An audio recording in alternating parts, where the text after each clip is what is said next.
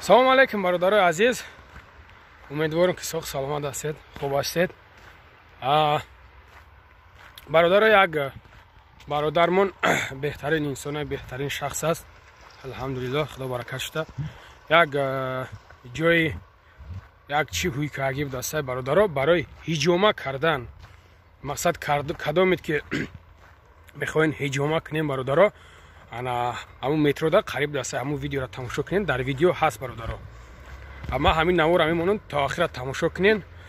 фарқш нест бародаро, мард аст, зан ҳаст, касе ки боша.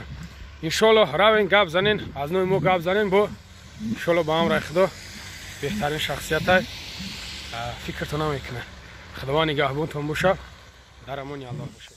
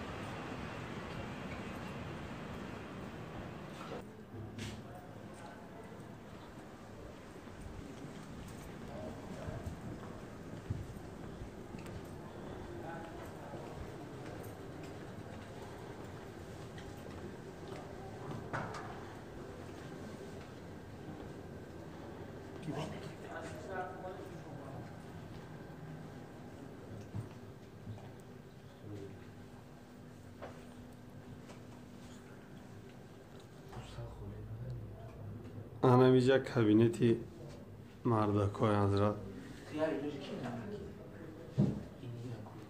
Assalomu alaykum va rahmatulloh. O'yimlomi hijoma chiya foyda dora, chiya chixili amiyan aql mekanı barای آدم مسلمان را.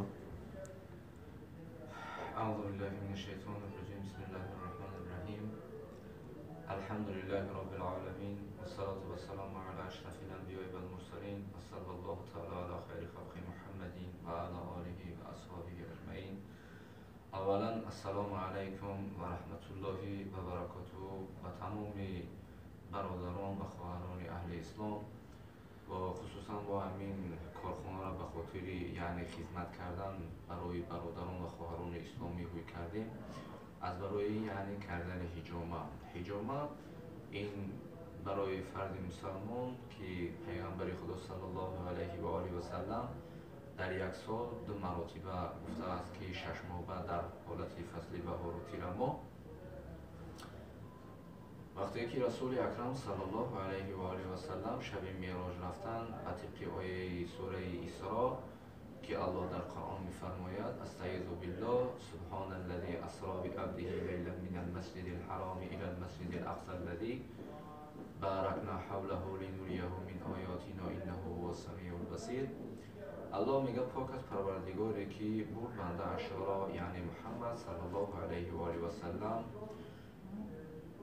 پیغمبرش رو شبیه از مسجد الحرام به سوی مسجد الاقصی و بعدا از مسجد الاقصی به سوی بیت الله به سوی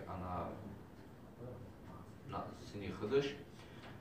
بعدا در همینجا الله میگه ما پیغمبر وقتی که بردیم گردی مرکب رسول اکرم صلی الله علیه و سلم برکت نهادیم تا اینکه بعضی از نشانه ها رو برای پیغمبر صلی الله علیه و سلم آشکار نماییم.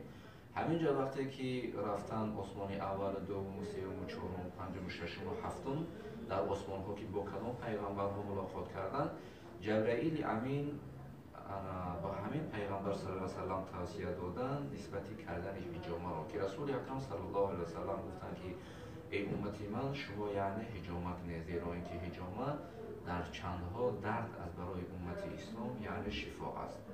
حتی اینکه این ذهن آدم رو گشوده میگرداند و روشنی چشمش رو تیز میکند و تمام درد وجود انسان رو از بدنش چیکار میکند دور میگرداند. به همین خاطر در روایت حاکم هم میگذره که در طب خودش میاره، میگه رسول اکرم صلی الله علیه و سلم برای ما توصیه دادن نسبتی کردن حجامه. به همین خاطر برادرها ما همین کارخانه را بوی کردیم برای مردها، خصوصا من خودم مقصد تجهیزاتی کاری دارم و برای مقصد که زنها در پر یک خواهر اسلامی هستند، مقصد که اونها چیکار میکنن؟ حجامه میکنن.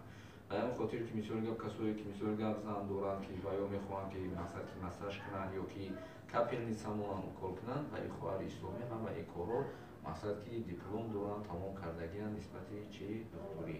به همین خاطر برادران سخن زیاد نمیکنیم. و السلام علیکم و رحمت الله و برکاته. اینجا جای اتاق زنک ها. سلام علیکم. افضل جانم شما بگین برای زنک ها چه خیلی دیگه حجامه میکنن، چه خیلی میکنن؟ ما برای زنها حجامه میکنیم، مساج های گوناگون میکنیم، مساج ها برای درد سر، برای عرق ها، برای خندراز و باز میتونم علاوه کنیم اکول، کسی که بیماری دارد میتونم اکول های گوناگون